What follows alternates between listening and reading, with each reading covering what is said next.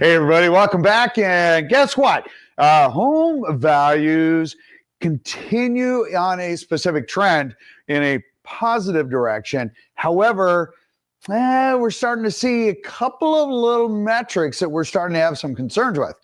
Let's get to it. Okay, so many of you are like, George, what are you talking about? And here's the thing. So we're going to deal with residential only, all right? And when we take a look at it, we take a look at what is happening in real time and only in our area. There's a bit of information out there on the national level, a lot of information talking about February. We're in May, and in fact, there's some information out there that they're talking about in March. So this is real-time information as kind of we bobble through our market and what's going on and what's happening with rates. So if we take a look at this and it says, hey, home price appreciation remains, but some interesting trends are appearing. And what you're seeing here is the FHFA versus the Case-Shiller, showing how kind of they match up. And that is a seasonally normal chart. Now, the one thing that we noticed back in February that they're actually talking about now is that we're seeing a little bit of a deviation between FAFA, the federal, it's the Federal Associated Housing Authority. And so here's the thing. We see Case-Shiller and FAFA. I don't know why I find that hard to always say, but it always is. We are seeing some separation on those two. And as we kind of roll things forward, we're seeing them come together a little bit, but not like we normally do. Now, seasonality comes in when we talk about spring inventory going up. We normally see pended sales come up with it. The question is, do we see one happening higher than the other one that's going to give us pause? And over the last 3 weeks, we've actually seen a significant increase in home inventory that we didn't quite see as much last year, but pended sales are definitely following with it. So let's take a bigger look at, hang on a second here, what is one of the key drivers, and that is mortgage rates. So again, Freddie Mac, Sancator says, hey, mortgage rates again decline this week, and they bubble up and down every day. All right, let's be super clear. Mortgage rates do this every day. And on Wednesday we had good news, with mortgage rates because they came down, but we had some positive news in the economy, and so then people started pulling out of bonds. Bonds went down, mortgage rates went up just a tad, a little bit. Not a whole lot. In fact, we've seen only about just shy of a quarter adjustment all the way through. In fact, as we pop back to this, our 30-year, right, is still lower than where we were at this time last year, which was at about 7.22%. Our average is about 6.81. So when we roll over and we take a look at what is happening with the headlines, says home price appreciation remains, but an interesting trend emerges, which is what we're talking about today. Mortgage applications contract slightly, but remain above the 2-year average. And again, because we're seeing some volatility in the upper right-hand corner, we bopped up on Friday just a little bit to 6.9 from the 6.81. All right. Rates pull back slightly after stronger economic data. That's what we were just talking about. So I know it seems really funny. When the market's not doing so great, the bonds do well because, that's a safety area. And so then when the bonds go up, mortgage rates come down. All right. And so because we got some positive information, so we got some people pulling out of bonds, and we have mortgage rates that went up just a little bit, but not by much, just a little bit. And that is without a doubt right now the most sensitive element of buyers right now. However, well-priced homes still going off the market within 7 to 10 days, situation normal. And for those that miss that market, if they adjust quickly, they can still capture and capitalize on premium pricing between 100 and 107% of list price versus starting to hit in the downward trend, looking at 96, 98% of list price. All right. That's if you're on market for 20 days. So if we roll over, we just take a look at what Freddie has to say. Here it is. So we can see that we're down week over week, and we're actually down a half a point year over year. And you can see that even though we've been bobbling along on the right-hand side of that chart, you can see we're heading back down into favorable territory there. Now, here's the thing. Are the rates going to continue in a downward trend? I say that they are probably going to get back down closer to about 6.5. When the Feds cut their rate, because remember, the Feds have nothing to do with mortgage rates. When they start cutting their rate, I'm going to say probably July, they may do a quarter rate adjustment. Whoop. I think rates are going to go back up like they have the last 3 times, and then they will start coming back down again. It's just a response. So when we take a look then at what the heck's going on in our market, and we look at this, we're like, okay, market times are up basically 4 days. Time on market, they're up 4 days compared to where they were at last year. This year we were at 33. Last year we were at 29. That's pretty nominal. We've had some pretty crazy things happening this year. Change of administration, a lot of volatility. We've got people, with concerns on tariffs, employment. So we've had a little bit of a pullback. Not horrible. We're still seeing a list to sales price, which is basically the same, meaning that it was 99% from when I list to the percentage that I sold. If I listed 100,000, I sell at 99. That's a 99% list to sales price for simple numbers. Okay. With that being said, we're seeing that very same thing today. As far as what we saw last month for the month of April, again, very consistent.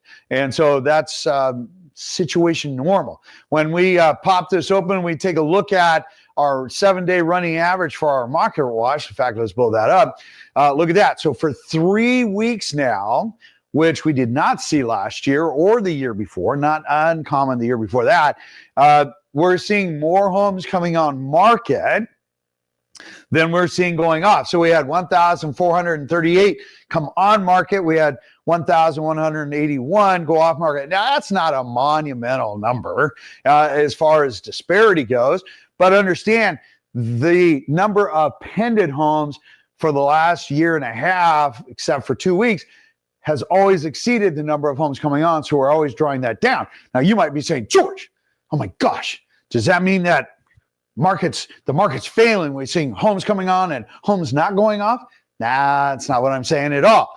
What I am saying is we're seeing that seasonally normal trend, which is normal. And you're going to see that we're actually only up about 14% year over year, which is not a ton. All right. So when we come back and we take a look at the chart, we also have 628 reduced prices, a little bit higher than what we've seen before. And of course, 134 homes coming on market. Now, that is totally normal. And what we are going to start to see in about 2 weeks is the real estate ghost town. As we hit the real estate trifecta, that's where we have Memorial Day weekend, which is at the end of May. Buyers are out doing fun stuff. They're taking a long weekend. That entire week at the end of May is gone. Mentally, boop, they check out. All right. Then we have the kids getting out of school, whether it's, the grade schools or college, and families adjusting to that. Plus, for those that don't, they're out doing sunny summer stuff. They're camping, they're getting out, they're doing other things, and their mind is just not on real estate. That changes after the 4th of July weekend, the trifecta, and the week following July 4th, the buyers come back in. They want to secure their home for that next season. And we will see an aggressive activity up until about mid-August. So keep that in mind if you're on the market or thinking of going on the market, or if you're a buyer wanting to look for a better deal because other buyers are out doing other things. That would be something to consider. All right. Now, let's take a look at the Northwest MLS here. All right. So year over year, our inventory bumped up quite a bit more than what we saw last year, about 14%. not horrible by any stretch. In fact, funny enough, we're actually less than what we should historically be, because even though right now we're at 12,000, we should be at about 16,000 homes, and we're about 12,200-ish, or roughly about 14%, almost 15% higher. So if I blow this up, you can see right here that our Pended is up 5% year over year. Our new on market is up 15%. And of course, our active inventory is up almost 15%. Now, when we take a look at what has been happening, you can see from the bottom chart there that we actually bumped up quite a bit just for the month of April. And a lot of that is because people are seeing that the rates have stabilized. When we're during a lot of fluctuation, only seeing about a quarter rate, and yes, it goes up and down quite a bit, that's actually not crazy swings like the half point, 1 point, point and a half, or 1.5%, 0.5%, 1.5%, 2%. We come down, we're only bobbling about 0.25%, and people are timing that. And so there's a lot of confidence, and they're seeing that, hey, there's more home options out there today than what we've seen before. And in fact, new construction is suffering because of the rise, I should say, in resale inventory, which is super awesome. Now, we take a look at this just for the month of April. Excuse me. We only saw a 13.5% increase in inventory, and just a little under 1,000 homes, about 900 and change. We did see a nice bump in Pendeds, and we saw a nice bump in the number of homes that actually closed. Situation normal. Okay. We've seen a very steady increase in inventory. Pricing has been going up consistently with it. We're not seeing any downturn in pricing. Yeah, sure. We are seeing some homes that are overpriced that are making their adjustments. They're getting sold and then moving forward. Situation normal. In fact, there was a article that came out, I think it was Redfin. I'll have to go back and take a look. It said, there's a disparity between list prices and what buyers are willing to pay. And not according to this. We're not seeing that big shift. We might be seeing some that are overpriced, but not a ton. And people are making adjustments really quick because they know that time on market means less money in your pocket. All right, just saying. Okay, so if we pop over, we talked about new construction. New construction basically kind of suffering because of all of the new inventory that is coming on market. Now, if you take a look at what we've got here, 2024 on the right-hand side, I kind of put it where it was at. And you can see our inventory is a little bit higher. Sales are off a little bit, but not much. Pendants are actually down. You might be saying, oh my gosh, George, what the heck? And I'm like, it's super simple. I mean, super, super simple. Here's the thing. If you have two different homes, one is maybe not quite in the area that you want, or maybe it's not a really good fit, and it's about 10% higher than a home that has maybe more of what you want and in a better location and about 10% cheaper, most of the time people are gravitating over here. And that's exactly what's happening. And so builders are starting to slow that production down just a little bit. And Pendeds are still staying the same. Yes, they're still offering incentives. Yes, we are seeing, especially with new plots, some price adjustments.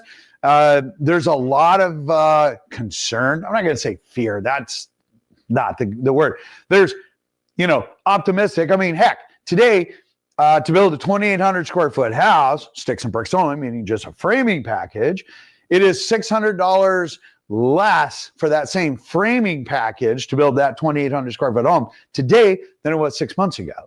Okay, yeah, we've had tariffs in the play for a while, but remember, some of those tariffs have been sidelined because the other countries have been doing what they need to do to bring down that tariff, and that's going to play a little bit of a role into this. And there are some things that are more, there's some things that are less. Steel is up right now, so that is holding back some of the new starts for steel construction because that's a big number.